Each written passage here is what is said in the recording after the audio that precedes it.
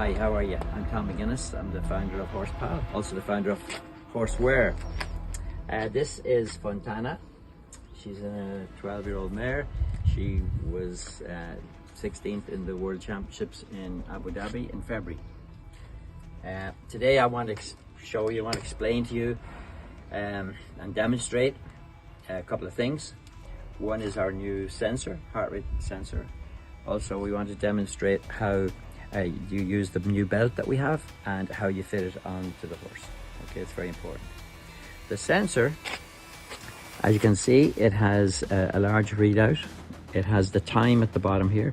It also has a little heart thing that throbs to show you when it's actually connected. And at the bottom, it'll tell you the time that it's connected. It's got a heart, it's got a battery monitor, and when you see this flashing, it means that it's ready. It's looking to be connected to the Bluetooth. When it's connected to Bluetooth, that will become solid. All right, so you can turn it off by holding for 3 seconds. You can turn it on, click once, and you can reset it by clicking once. So it's waterproof. It has a very secure battery closure here, and it clips on to the heart rate belt. So this is the heart rate belt.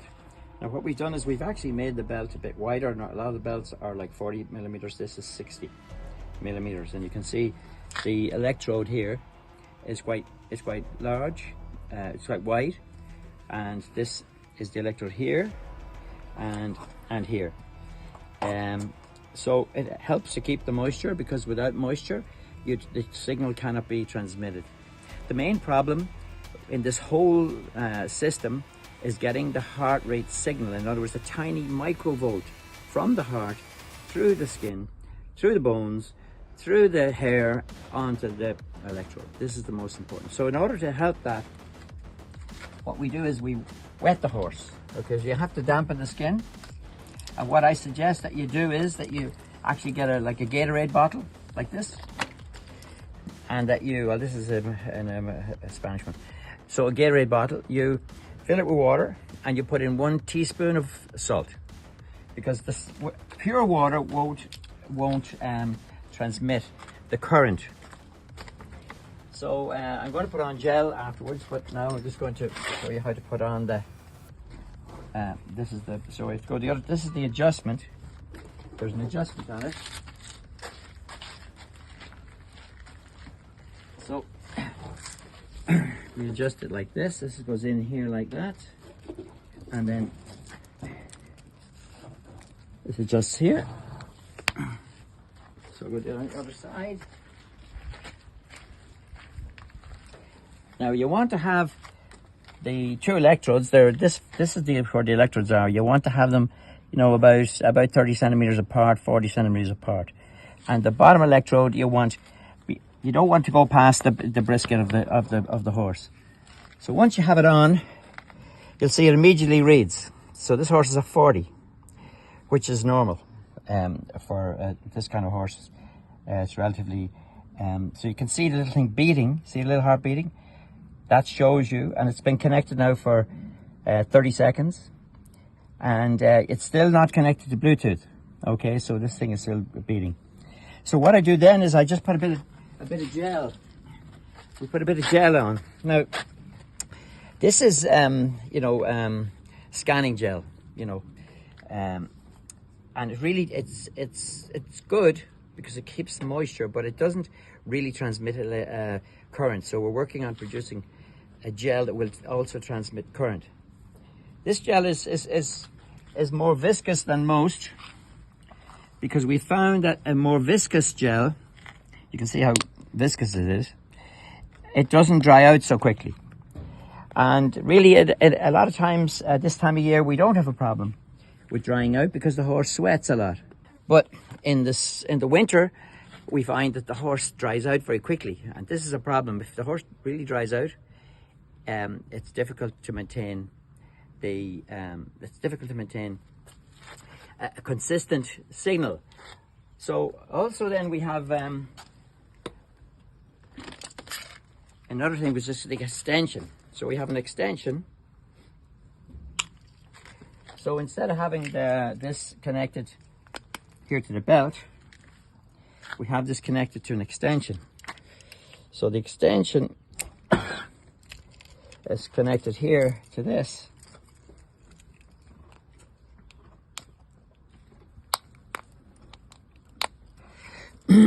And you'll see here now in a second, I'll reset, and you'll see now within 5 seconds this will be reading.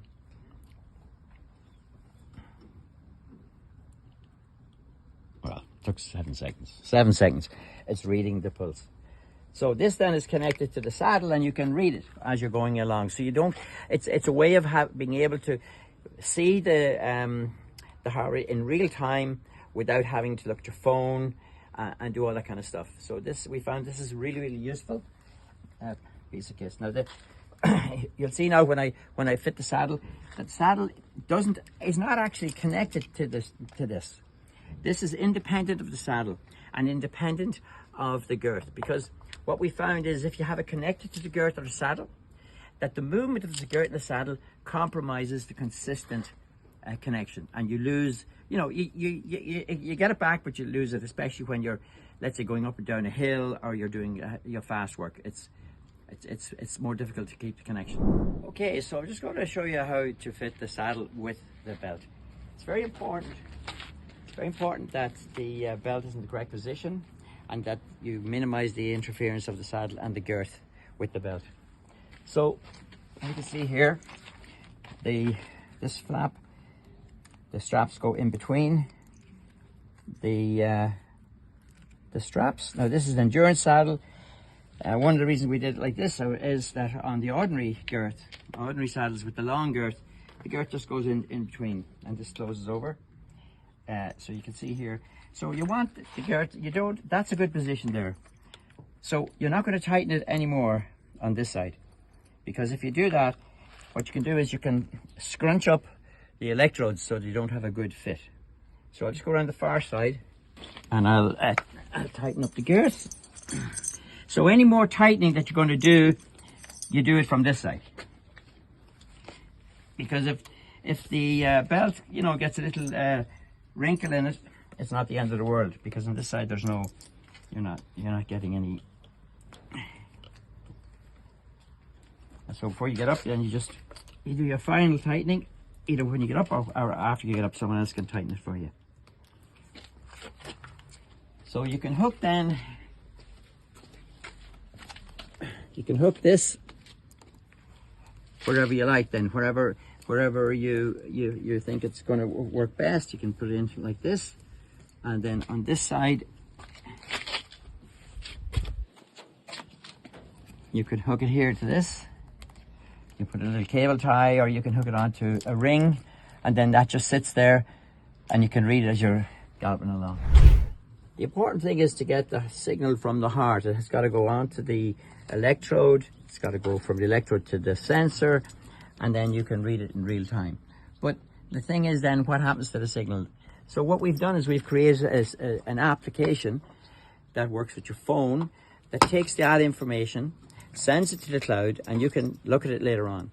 Or you can even have, once you start the application, it'll send an email to your trainer, and your trainer will get an email saying that the training has started, and they can actually watch you train, or they will know to look later on to if you want them to be involved in your training. So the actual, you can see here, so I say start training, so it starts to train. So the first thing I have to do is I have to pick a horse. So this is Fontana. Pick a rider. Well, I'm the rider. Pick a trainer. So you can pick, and you can share the horse with different people. You need to pick a sensor. All right. So you can add a sensor. So this is the sensor. I think that's the right one.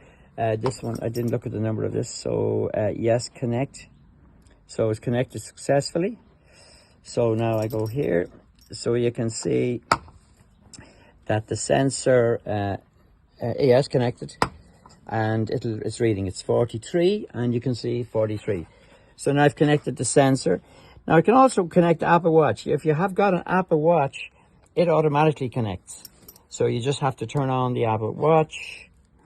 You have to look. Well, I'm not going to do the whole thing now, but it's got a so you got turn on your Apple Watch, you then look at the activity, and you pick the Horsepal, if you can find it. Here it is, Horsepal training.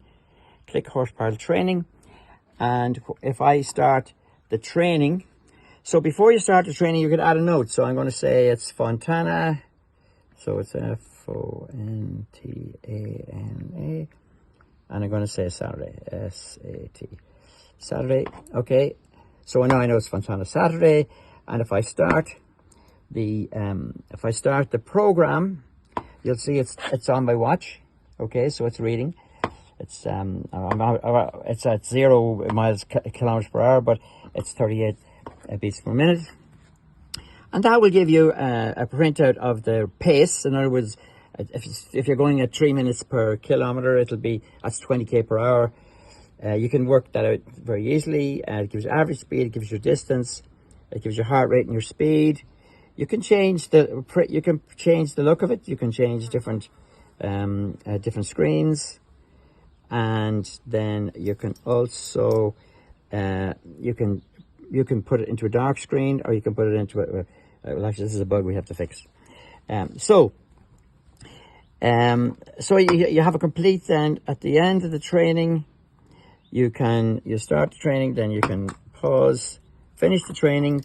You can add in a note to say it went well or whatever, and then all of that then is stored under Fontana's database, and you can compare different routes. You can we're developing a automatic heart rate recovery algorithm, and you can also have a load. So you can say this particular ride today, or this training, was an 80% load. So it was a good training. So all of this is going to be available on the cloud. You'll be able to save it. You'll be able to save it for various different horses. The cloud also contains a lot of other information about your farrier, your vet, and all that kind of stuff, so you can manage your horse. So we're hoping that this is going to help all of us manage our horses better.